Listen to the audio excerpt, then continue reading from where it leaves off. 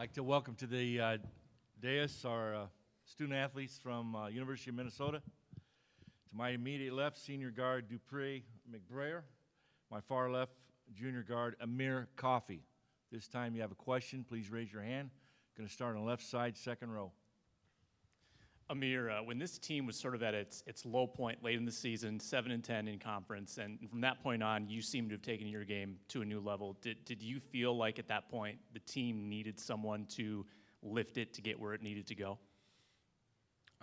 No, not really. I just knew we had to stay the course and keep playing. We didn't really change anything for offensive schemes or defensive schemes. We just kept playing hard. Some of those games that we were losing, they were like 1-2 point games. So, we were close, but we just had to, overcome those losses and just push through. On the right side aisle. Amir, Eric Olson with the Associated Press. Playing Michigan State, good thing or bad thing? And what do you remember about that first meeting? We're going to be ready for anybody that is put up against us, so I would say it's a good thing. We're happy to play Michigan State or Bradley. The first time at their place, our offense just wasn't clicking. They had some good defensive possessions on us, and on the defensive side, we weren't rebounding very well. They had a lot of second chance points, and then we were pretty bad in transition. So we're going to sharpen up on those three categories and be ready for tomorrow. Stay on the right side of the aisle. Chris Solari from the Detroit Free Press. Guys, the Big Ten hasn't had a matchup like this in the history of the NCAA tournament, especially this early, and since it's expanded to 64 teams. After the conference schedule, I guess, first of all, how much of a grind was 20 games this year for you guys? And second of all, do you think it's fair that the Big Ten should be matched up this early in the tournament? Start with Amir and then go to Dupree. We don't really try to get into that. However, the NCAA tournament does the seeds, and the matchup is how they do it. We have no control over that, so we just have to be ready for whoever we're matched up against. So we try not to get into that. Same thing as Amir said. We're not really worried about who we're playing or like how the seeding was, but we're just ready to go out there and play hard. Staying on the left side, second row. Dupree, Coach Pitino talks a lot about how this team doesn't really have a pulse. Is that something that this unit takes pride in, that it doesn't get rattled too easily? You're not too overly emotional? Yeah, I would say, he's the one who's usually, getting on us about, like, wanting us to show some emotion, stuff like that. But, we don't get phased, and I think that, like, really helps us because, even though he gets on us and then we're just sitting there calm, just looking at him, like, with a blank face. So I think that kind of helps us in the games. Question for Amir. For you, right here, for you specifically in the first Michigan State matchup, is there anything they did you felt like to slow you down, or is that just an off night for you, and what has to be different in the rematch? I don't know. I thought they were pretty connected on the defensive end. They did well with their ball screen defense and guarded smash actions pretty well. So, they were doing little things like jumping to the ball and helping the helper. So they just played solid that game. And, I was off that night as well. So they just did a good job the first time. Other questions for front row on the left side, in the blue? Amir, with a lot of ups and downs this season, what have you learned about the resiliency of this group as one of the leaders of the team? Just how resilient we are through the highs and lows. We've had some good points in this season. We also had some low points. We went on a losing streak, 3 or 4 games, and everybody stayed confident and stayed the course. So, just that, having that factor with our team really helps, and I think it's one of the reasons why we got to this point. Left side on the aisle. This is for Amir. I was wondering, when you guys are playing a Big Ten team, obviously, how is the prep different in this short turnaround, considering it's a program you guys, I know you only played them once, but it's a program you guys probably are familiar with versus the prep for Louisville or other NCAA situations where it's a team that you don't have as much familiarity with? Is there the ability to go a little deeper, I guess, just because there's that familiarity, or Could you compare and contrast the preparation for both? I mean, I would say the Louisville prep, we focused a little bit more on personnel and player tendencies because we've never played them before. And with the prep like Michigan State, you can kind of focus more on what they're doing in their schemes because we already know all the players and what they like to do already. So I would just say that's the biggest difference. But I mean, it's really the same. Just go over their plays, watch film, and just get ready for the game. Right side on the aisle, then we'll come over to the left side. This question is for Dupree. You guys played in Chicago 3 games. Where's the fatigue factor coming out of a long stretch of games back to back to back like that, going into an NCAA tournament with quick turnarounds? Coach P did a good job resting us. After the Michigan game, we had 2 days off and was able to prepare. Only practiced for about an hour each day, but, got good reps in and was able to take everything like game-like. So, there's not really any fatigue. Left side aisle. Chase Michelson, State News. As a team yesterday, you guys really kind of had maybe your best shooting performance of the season, particularly Gabe. Is that something that you guys sort of think about for tomorrow, or is it just totally new game, new slate? Start with Amir first and Dupree. I would say it's a new slate. We got to get past that last one. We shot the ball well, but, it might not be like that tomorrow. So, just go into the game with, focusing on what we need to do. And hopefully we shoot the ball like that again. It would obviously help us. But, if we're not, we got to find different ways to score. Same thing he said, new slate. Hopefully we shoot the ball that great again tomorrow. But if we don't, we got to find other ways to impact the game and score points. Stay on the left side on the aisle, then we'll come up to you in the second row. Danny Lawhon, Des Moines Register. What would you guys have in your mind about how you thought fans would travel yesterday? And when the crowd really got behind you, even for that early game, what did that feel like, and what are you hoping for tomorrow now that there's maybe another chance for some more folks to make the 3.5-hour drive down? Again, we'll go off with Amir first. Personally, to me, it kind of felt like a home game. Just because the simple fact that we had so many fans there and they were loud and active the whole game. So shout out to them for making that drive for us. They gave us a lot of energy. But yeah, it was a really good turnout. When we got our seating and found out we were playing here, we were very hopeful that they would come out for us, and they did. Yeah, definitely felt like a home game. Most of the place mostly looked like a lot of Gopher fans. And we're really thankful for their support, and hopefully we get the same crowd tomorrow. Question in the second row on the left side. Amir, did you ever have a conversation with Coach Pitino about increasing your minutes to the point where you were really going to be playing full games here down the stretch, and do you embrace that as a part of your skill set to be able to play 40 a game? He didn't really mention it to me that I was going to start playing the full game. I think it's something that he just tried out. And I think it really just goes to a game-to-game basis. So, if I come out or not, it's just whatever helps the team. But there's no conversation there.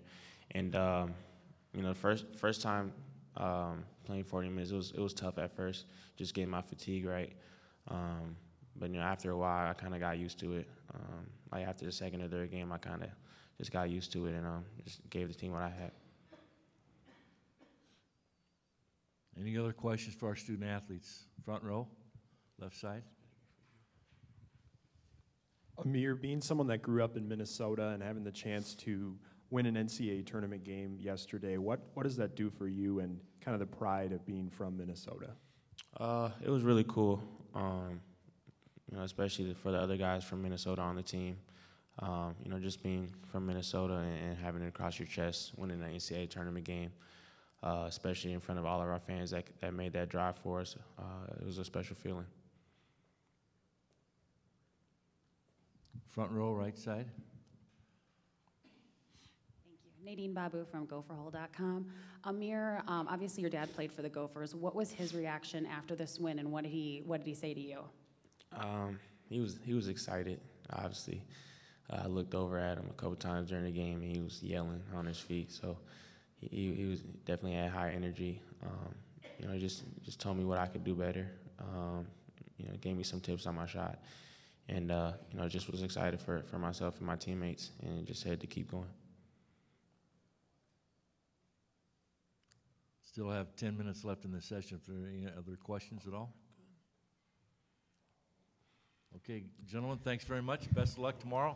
We'll have Coach Pitino up here in 10 minutes. Again, the Golden Gophers locker room will be open for the media until 2:15.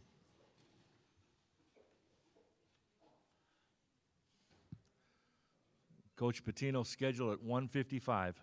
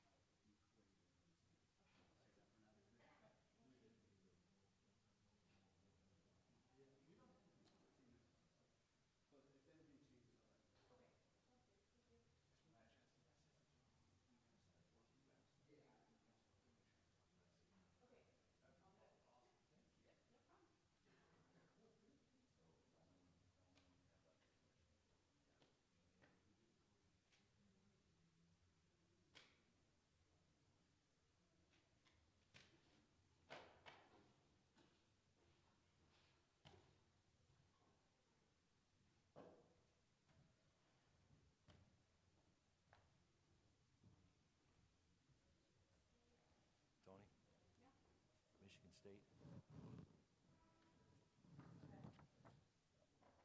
5 and 20. Not yet.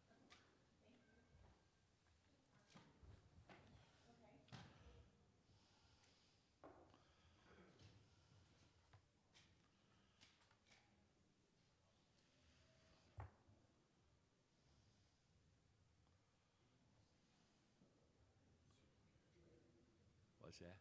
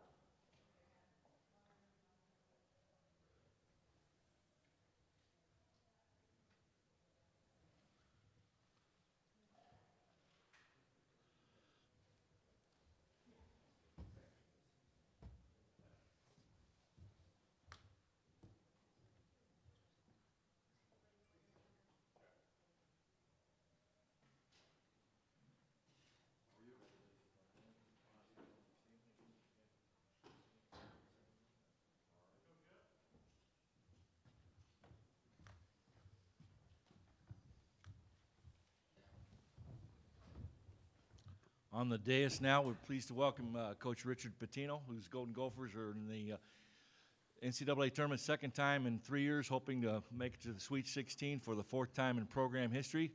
Coach, congratulations on the win last night. Go ahead and preview tomorrow's game.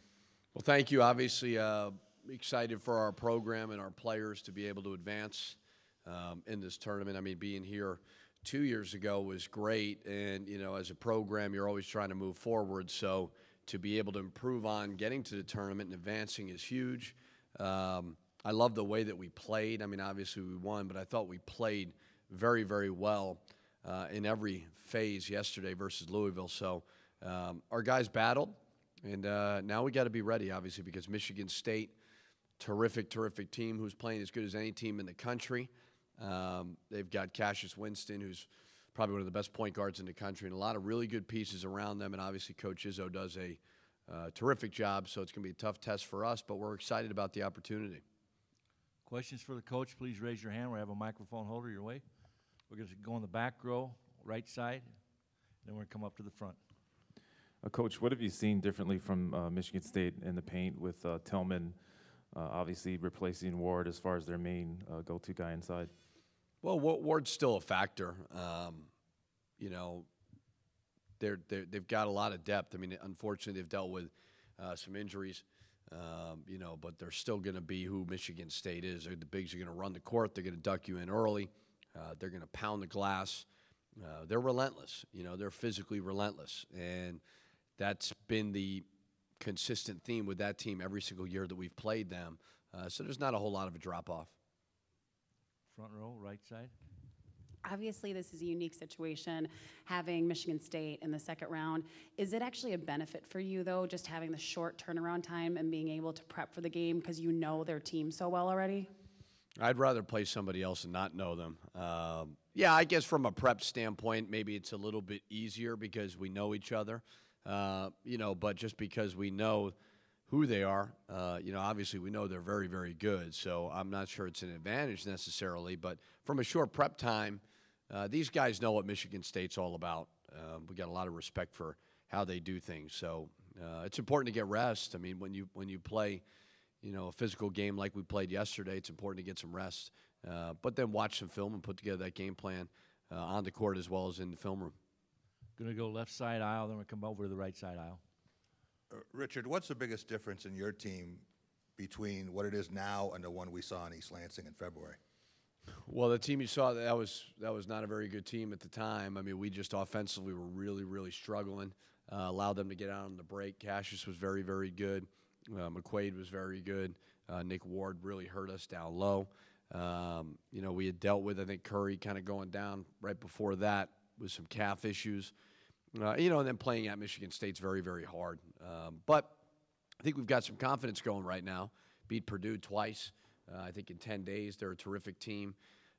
Went in and beat a surging Penn State team in the conference tournament, obviously then Purdue, and then beat a terrific Louisville team yesterday. So probably a confidence factor, just feeling those wins, tasting them. Offensively played well last night. Defensively did a lot of good things. So more than anything, I think these guys, the difference between playing in the middle of the Big Ten versus in the NCAA tournament, probably mentally, these guys are a little bit more locked in, a little bit more, feeling great about where they are, but also understanding the challenges that lie ahead. Richard, this is going to be your 24th game against a Big Ten opponent, same with Michigan State.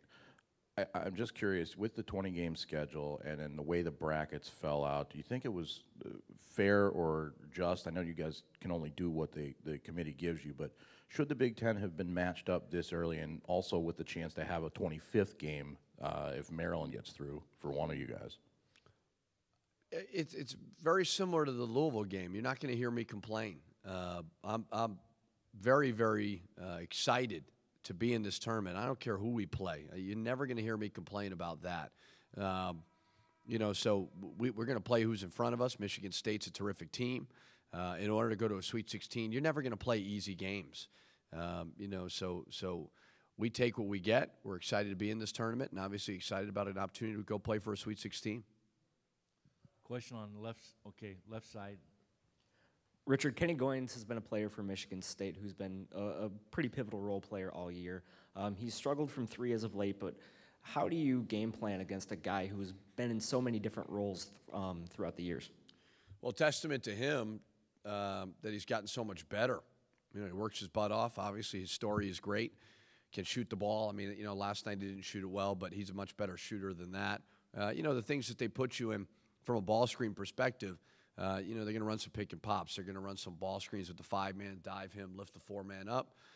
So you've got to be ready to guard him. And then, a three-point shot, that's part of their offense because they're going to go offensive rebound it. So for him, he's very versatile. He's very tough, and he has the ability to stretch the defense, so it's a tough matchup for us. Stay on the left side on the aisle in the red. Given the extended run in the Big Ten tournament, this is looking at the 5th game in a really short period of time. How comfortable are you energy-wise with where your guys are at, and what have you done to kind of keep them fresh with this bit of a unique situation? Yeah, I mean, obviously with, Motts, who's going through that concussion protocol, with Jordan Murphy, who had back spasms yesterday, with a lot of guys playing major minutes. Amir Coffey didn't come out. Gabe Kalsher played a lot. Dupree played a lot. Rest is important. As a coach, you got to make sure that whatever you do with your team benefits the team, not necessarily you as a coach, because coaches sometimes like to make themselves feel better on the practice court where it may not always be beneficial for them. So, with one day off, you got to get rest. It's very, very important to keep them off their feet and make sure they're getting rehab and doing all those things, but also just making sure they understand what the game plan is. Left side, we got 3 standing up over there. Richard, watching your team since you played Michigan State earlier in the season, you guys have really evolved and changed. You're not the same team that you played. I'm curious, how has Michigan State evolved, or do you see them pretty much, have they stayed the course? They're always pretty good.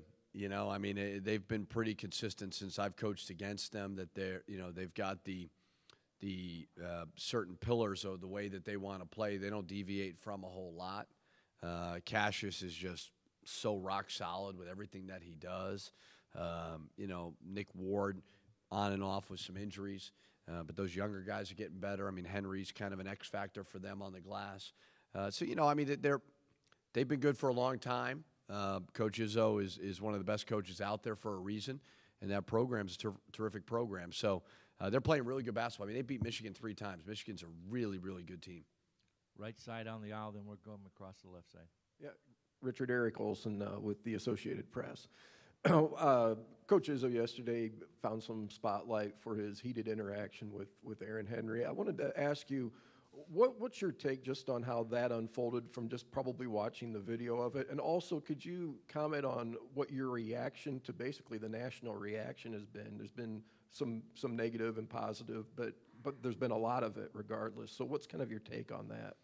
Well, I can tell you this. I mean, I'm not surprised that there's outrage. There's outrage with everything that goes on, with everything that any of us do, so that's not a surprise. As for Coach Izzo, I mean, I've coached against him now for 6 years, and I've never seen a group of players that play harder, respect, and love more than Coach Izzo. He's going to be hard on them, but, whenever you watch them play, every single player runs off the court. When he talks to them, they arm around him, right? So he's tough on him. He should be tough on him. That's why he's in the Hall of Fame. But I'll tell you this, and I didn't see too much of all that, but I know his players love playing for him. And, I was at Michigan State when they had the national championship team with Magic Johnson and all those guys that came back, and I don't know if they had a lot of people that missed that. And that's a testament to how much they love Coach Izzo. So those players are lucky to play for him. Every time I coach against him, I become a better coach. I learn something from him. So I've got 1,000% the most respect for him as any other coach I've ever faced. Question on the left side, then we get Pat and come back to the left. Jeff Greer from The Athletic. Richard, just from being in the locker room now and on Wednesday, it seems like your team has a pretty good camaraderie off the court. In your opinion, how does that translate to on the court, and do you put much stock into the whole team chemistry thing? Well, it's important from a chemistry standpoint to have, off the court, a respect level for each other as human beings and as obviously teammates, but you've got to develop, it's important, but you got to develop that on the court too. That's just as important as being friends, hanging out together. There's got to be a chemistry on the court in the heat of the battle. When adversity hits, being able to talk to each other, being able to push each other, being able to, maybe address something on the court the right way, talking to each other. And you're probably going to you're going to be better at that if you like each other and if you respect each other. So winning helps that. Having good kids like we do also helps that as well. Question on the right, and then we'll come to the left. Yeah, Richard, certainly Izzo is not going to let Gabe take open looks. What is the counter to how you expect Michigan State to defend him? Well, Louisville's got a terrific defense, and offensively, I thought we just executed very well, and we rebounded the ball well. But it all starts with us, with our defense. If we can defend and we can rebound, it allows us to get out on the break, and that's been kind of the ingredient for us all year. When we've been good, we've been able to defend. So it's all about execution. We're all going to know everything that we're doing this time of year. It's just a matter of how hard do you cut, how hard do you screen, how well do you move the ball and share it. Question on the left aisle. Richard, the last 7 games are arguably the best stretch of Amir's career. Looking at it big picture, how have you seen him develop over the last 3 seasons on and off the court to get to where he is now? Well, it's just been a normal, natural progression. Everybody's in a rush to skip steps. For Amir, he was an all-freshman player in the Big Ten, played the most minutes in the league for any player, for a team that was a 5 seed in the NCAA tournament. He was a major part of that. Last year going into the year, he was playing well, and then unfortunately had season-ending surgery. So he's healthy. and he's reliable. And when he's attacking the right way, he's tough to keep in front and tough when he's getting to the basket. And he's played a lot of games 40 minutes. That's hard to do. So he's quietly a fierce competitor. Left aisle, then we'll go in the back and come up front. Coach, you spoke a lot about Gabe's professionalism and work ethic. How have you felt like you've tried to use that as an example for other guys, and has it just kind of inherently rubbed off on them?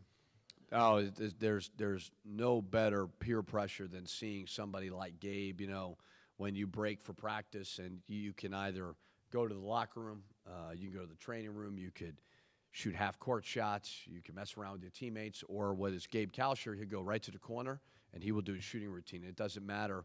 He did it today. It doesn't matter where we are, when we're playing, what game we played the night before. Like, that does not affect him. And when he shoots free throws, and he does his free throw shooting routine, every free throw he shoots, he points up to the sky for whatever reason. He does that when he's practicing. So he is methodical in his approach, and that absolutely. And then you see him do what he does last night. I would hope that would motivate our guys. It would motivate me. Back row on the aisle. Obviously, we know yesterday Jordan's going to play regardless, but how's he doing health-wise? And then Motts, and obviously if Motts doesn't play, what did you like from some of the guys off the bench that you got? Yeah, Motts is in going through that concussion protocol, so it's day by day there. We don't really know. And then Jordan, I think, has improved. He was struggling. He was kind of laboring through that second half. So we got a lot of treatment for him. We didn't really go full go today in practice by any means, but we held him out. But I would anticipate, after knowing Jordan the way that I've known him now for 4 years, I'd be very surprised if he doesn't play. Front row, we have 6 minutes left in this session. When you first started recruiting Gabe Kalsher, what were a few things that stood out about him? The ability to hit shots.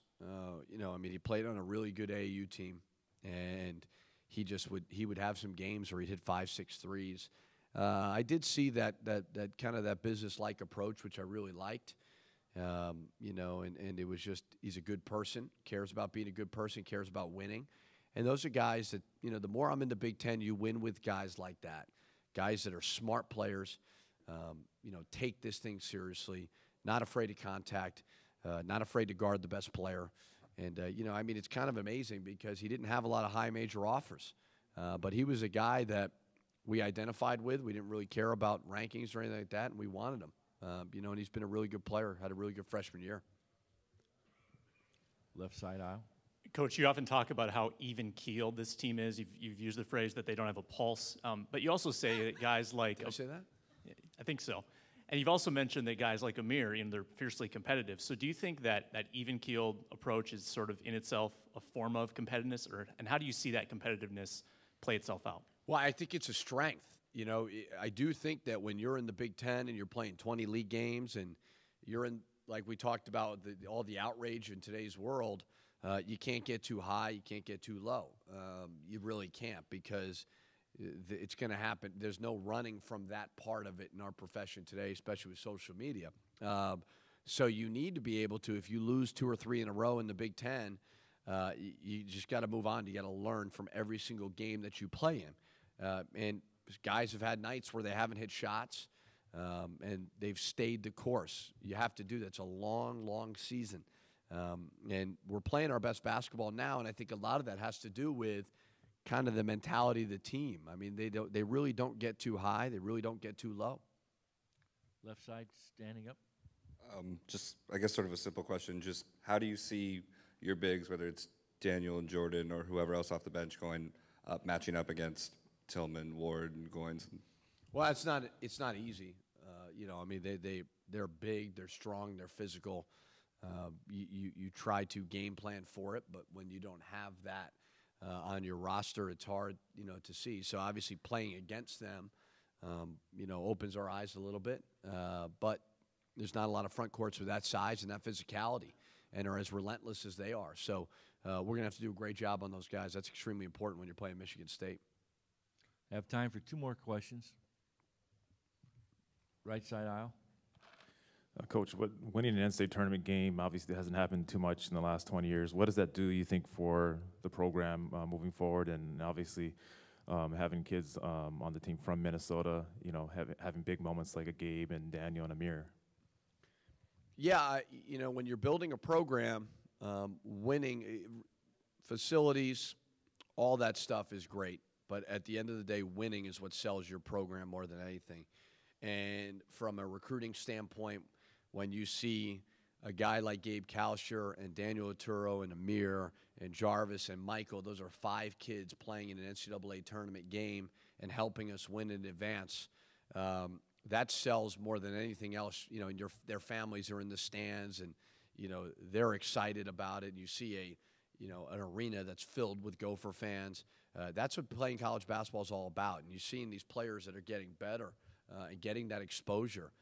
You know, I mean, that's a dream come true. I mean, to hear, you know, Gabe Kalsher, you know, I get chills, and I'm not just saying it, but to hear Kevin Harlan, you know, calling that, that's special even for me. You know, so winning helps. Winning helps build a program, and you need to be able to capitalize off of that success and continue to get good recruiting classes. One final question, if there are any. Left side aisle. I know that you worked to kind of prepare for Michigan State right away, but did you do anything to kind of commemorate the win, or do you have any well wishes that you'd like to speak of? I went to dinner. Is that something? I went to dinner with my wife and my brother. No, other than that, just move on. You know, I mean, it's a great win. You know, I mean, it's a great win. But in this tournament, it's like anything else. I told our team, you know, you got to the tournament, which is a goal. Are you just happy to be here, or would you like to make some noise? You know, obviously they showed the ability to do that versus a really good Louisville team. You know, now you're one game away from a Sweet 16. You got to beat a really, really good Michigan State team. So, no, I didn't do anything besides get a bite to eat and then watch film, you know, and try to find a way to help our guys beat a really good Michigan State team. Thank you very much, Coach. Thank Best you. of luck tomorrow. Thanks.